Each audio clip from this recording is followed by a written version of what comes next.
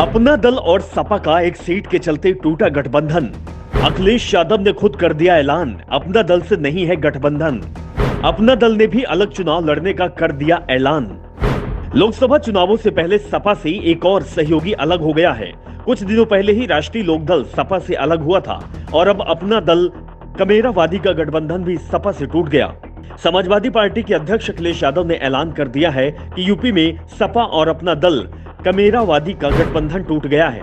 इस गठबंधन के टूटने की वजह लोकसभा चुनाव में सीट शेयरिंग बताई जा रही है, जहां अपना दल कमेरावादी नेता और सपा विधायक पल्लवी पटेल 3 सीटों की मांग कर रही थी, तो वहीं सपा 1 सीट देने को तैयार नहीं थी। इतना ही नहीं, पल्लवी पटेल की पार्टी ने 3 सीटों पर अपनी दावेदारी पेश करते हुए प्रेस रिलीज भी जारी कर दी थी।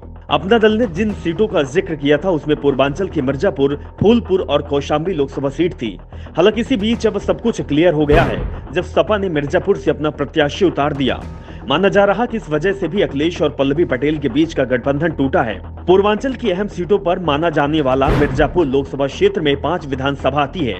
इस समय इस लोकसभा सीट पर बीजेपी के सहयोगी दल अपना दल का कब्जा है।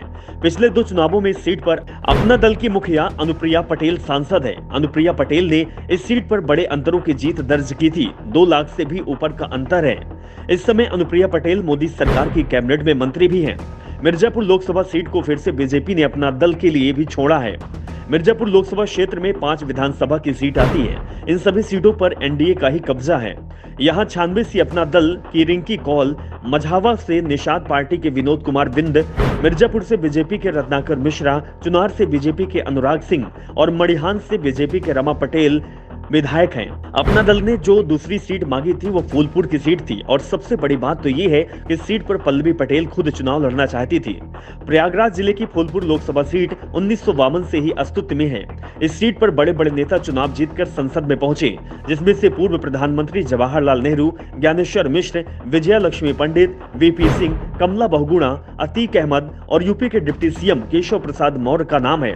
ये वो नाम है जो फूलपुर सीट से चुनाव जीतकर सदन में पहुंचे। इस समय इस सीट पर बीजेपी का कब्जा है। साल 2019 के चुनाव में बीजेपी उम्मीदवार केशरी देवी पटेल ने इस सीट से जीत दर्ज की थी। ये सीट भी कुर्मी बाहुल्य है। जिस समय नीतीश कुमार इंडिया गठबंधन में थे, उस समय भी नीतीश के इस सीट से लोकसभा चुनाव लड़ने की चर्चाएं चल रही थी। अगर इन विधानसभा की सीटों की बात करें तो फाफामऊ, सोराव, फूलपुर, प्रयागराज पश्चिम और प्रयागराज उत्तर शामिल है। इसमें सोराव सीट पर सपा की गीता शास्त्री विधायक हैं और बाकी सीटों पर बीजेपी के विधायक हैं। कौशाम्बी लोकसभा सीट साल 2008 से पहले अस्तित्व में नहीं था। इस सीट पर पिछले 2 चुनावों से बीजेपी का कब्जा है। कौशाम्बी लोकसभा सीट पर पहला चुनाव 2009 में हुआ था। इस चुनाव में सपा के शैलेंद्र कुमार की जीत हुई थी। इसके बाद 2014 में बीजेपी के विनोद कुमार सोनकर ने इस सीट पर जीत दर्ज की थी। फिर बीजेपी ने साल 2019 में भी विनोद कुमार सोनकर को टिकट दिया और फिर उन्होंने सपा के इंद्रजीत सरोज को हराकर फिर से बीजेपी को जीत दिलाई। वहीं कौशाम्बी लोकसभा क्षेत्र में विधानसभा समीकरण की बात करें तो इस लोकसभा सीट में 5 सीट हैं। इसमें से 2 सीट प्रतापगढ़ जिले की और 3 सीट कौशाम्बी जिले की है। कौशाम्बी लोकसभा क्षेत्र की 5 विधानसभाओं में से एक पर भी बीजेपी का विधायक नहीं है, जहां प्रतापगढ़ की बाबागंज सीट से जनसत्ता दल के विनोद सरोज और कुंडा से राजा भैया विधायक हैं। वहीं कौशाम्बी की बची 3 सीट में से सिराथू, मंझनपुर और चायल सीट पर सपा का कब्जा है। Bureau report, the such India.